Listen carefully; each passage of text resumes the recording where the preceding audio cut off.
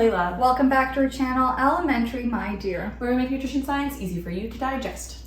Today we're going to talk about how we can truly achieve health. That's a big one. Make sure you hit the subscribe button so you never miss one of our videos. Let's get some boring stats out of the way first. Let's get some context in here. First of all, 1 in 5 Canadian adults are living with a chronic disease, whether that's cardiovascular disease, chronic respiratory disease, diabetes, or cancer. And actually 2/3 of deaths in Canada are attributable to one of these diseases. Which honestly is not surprising to me at all. Like, I feel like I know a lot of people who have one of those above things. The reason that this really matters is because actually a lot of those conditions are called lifestyle diseases in the sense that, of course, genetics will always play a big role, but things like diet and physical activity and smoking status and other lifestyle variables also play a really big role. And I think when people hear that term of lifestyle, the onus really is shifted onto the individual. It's like, oh, well, you have heart disease. That's on you for being lazy and eating bad. When we see these rates of all these illnesses increasing at such high rates, it's like, how can we continue to put that on the individual? That is the messaging that's out there, right? People like to say, oh, we're sitting too much, we're eating too much, we're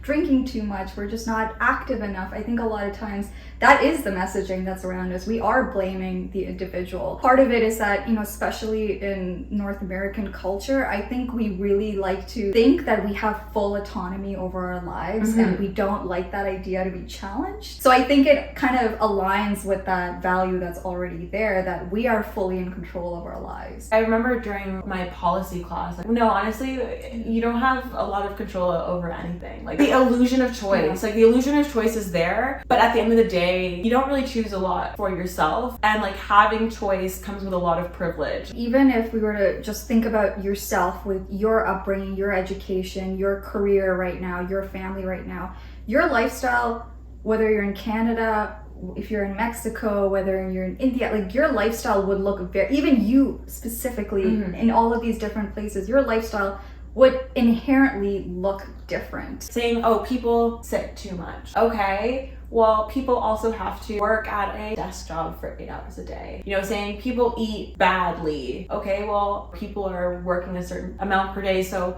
the easiest thing is to pick something up. And the choices that are out there, no one's out here, oh, this is my new kale salad business. It's like, this is the latest McDonald's that's on the corner. The kale salad place, what, you're gonna spend $25 a salad every single day? That doesn't work for most people. It would be a privilege to be able to access that type of place. We talked about how this idea of lifestyle diseases means that we end up putting the onus on the individual, and that is actually the strategy that the government has used all this time. When you think about all of the nutrition policies that are in place, it's things like the Canada's Food Guide, which is like, hey, this is a healthy dietary pattern. How can you do it? Well, that's up to you to figure out. Exactly. We can put a label on packages. How do I read this label? How do I understand this label? Well, that's up to you to figure out. What we've seen is that these types of policies haven't actually helped Canadians. We're continuing to see poor diet quality as a whole. More than 50% of Canadians' energy intake comes from ultra-processed foods, and we're not seeing an increased intake of fruits and vegetables despite that type of messaging that's encouraging people to eat more fruits and vegetables. So obviously putting that onus on the individual is not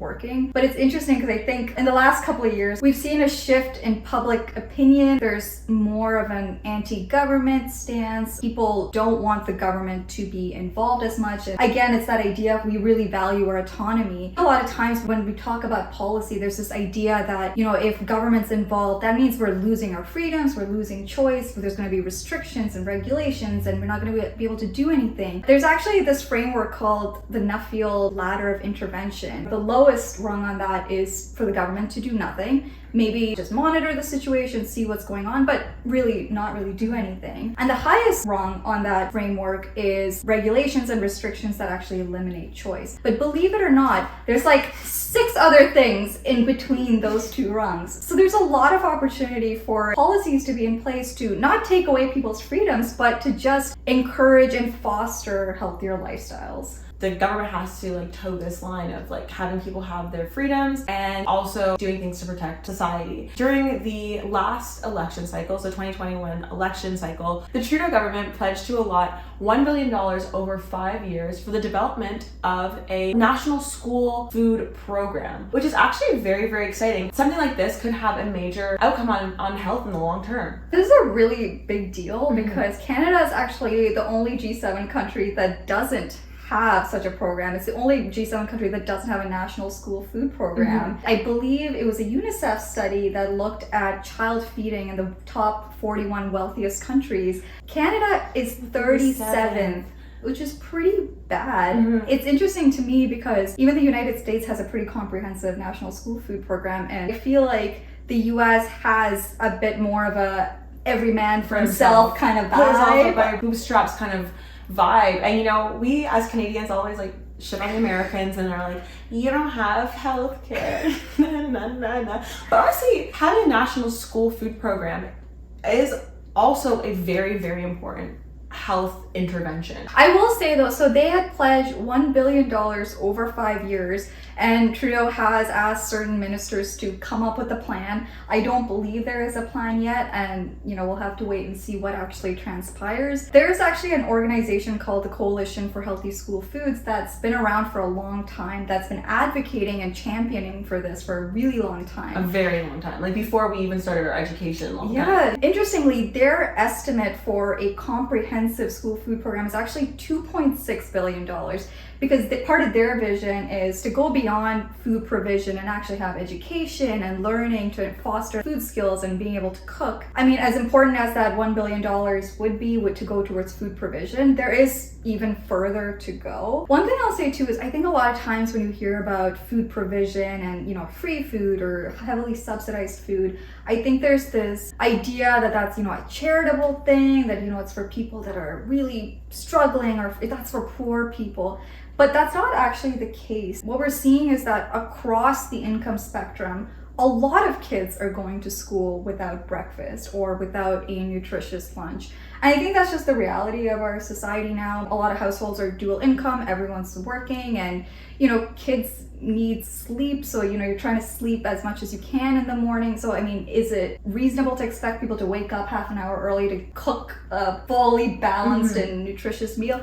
That's not a reality for most people, and it can't be the reality for most people. So just telling people to do that is pointless. Something else needs to change. Programs like this, it's something that would actually benefit people from across the income spectrum. And you might be thinking, okay, well, will this even really have that big of an impact on health? And there actually has been quite a bit of study that have been done in this area. National school food programs that are either free or heavily subsidized result in better nutrition on a whole for children. What was interesting is, like, I read about this, is that there was concerns like it's gonna raise children's BMIs, and I'm like, well, if children's BMIs are low because like they're malnourished, like shouldn't we be questioning that? But anyway, but it actually turns out that it's protective of having healthy BMIs in children. Something else that's really interesting is that studies through many different places in the world have found that having these programs where children are provided at least one meal in their day, it improves their behavior, and there's less violence and violent outbursts in schools. So profound. I know, it's so profound. And just think about, you know, I don't know if it's because I hate you or what, but like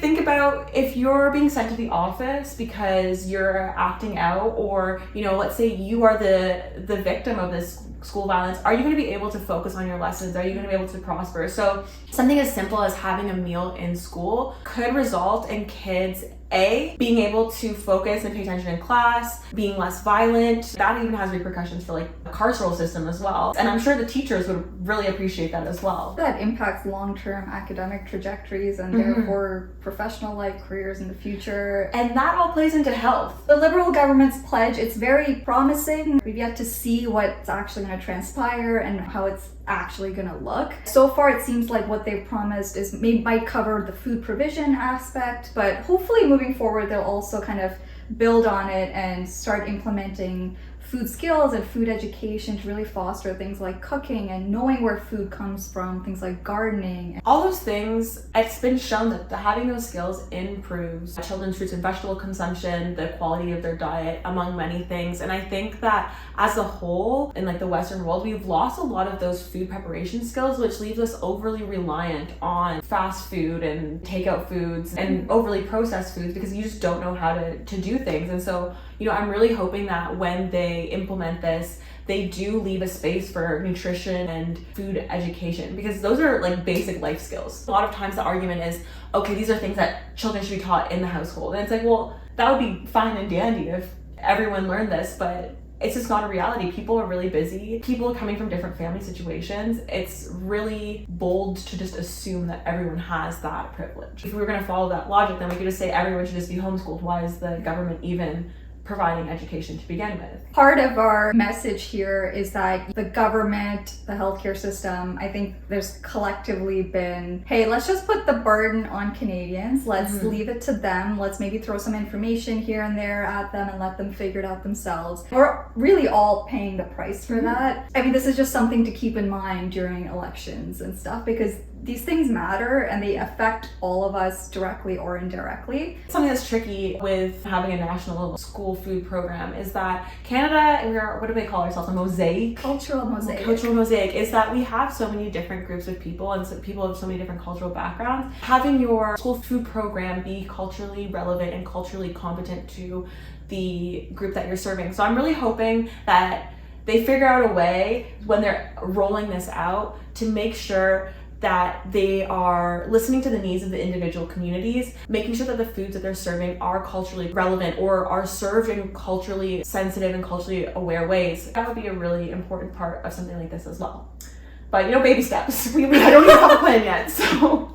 Hopefully we'll get there. Overall here, we often put the onus of health on individuals. And I think there's a big fear of government taking any kind of action. And I just feel like, especially after these 2 years, any kind of public health action, it's gonna get a lot of criticism. There definitely is a role for government in terms of nutrition and fostering healthy habits. We are very much pro national school food program. We'll see what happens when and if it's rolled out. Thank you so much for watching. Be sure to like, comment, and subscribe. Hit the notification bell so you never miss a video and follow us on Instagram and TikTok. Thanks for watching. Bye.